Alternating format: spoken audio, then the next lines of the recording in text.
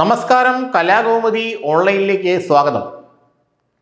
വരുന്ന നിയമസഭാ തെരഞ്ഞെടുപ്പിൽ രൂക്ഷമായ പോരാട്ടം നടക്കുന്നത് 3 തെക്കൻ ജില്ലകളിലായിരിക്കും: തിരുവനന്തപുരം, കൊല്ലം, പത്തനംതിട്ട.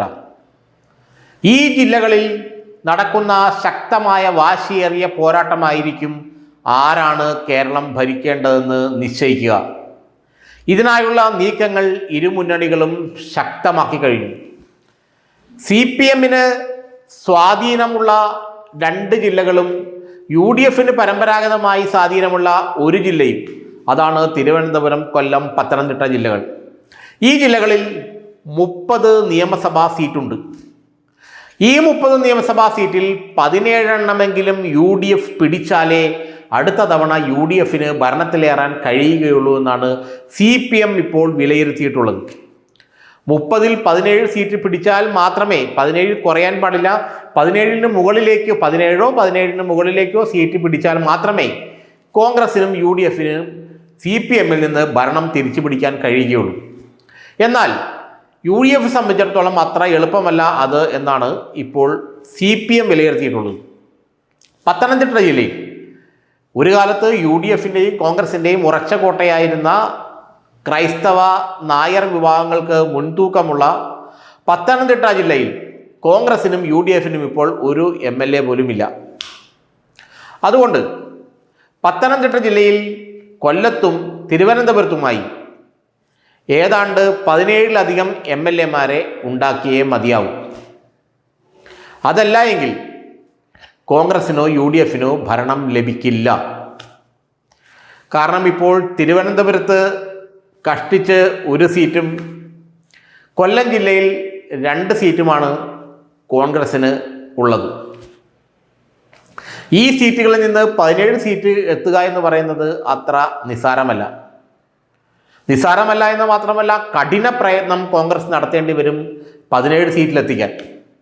തിരുവനന്തപുരത്ത് 5-ഉം കൊല്ലത്ത് 5-ഉം കിട്ടിയാൽ പോലും ഈ 17 സീറ്റ് ലഭിക്കുകയില്ല. തിരുവനന്തപുരത്തെ 14 മണ്ഡലങ്ങളിൽ 8 എണ്ണമെങ്കിലും കോൺഗ്രസിന് ലഭിച്ചാൽ മാത്രമേ UDF മന്ത്രിസഭയുണ്ടാവൂ. അതുപോലെ തന്നെ കൊല്ലം ജില്ലയിലും.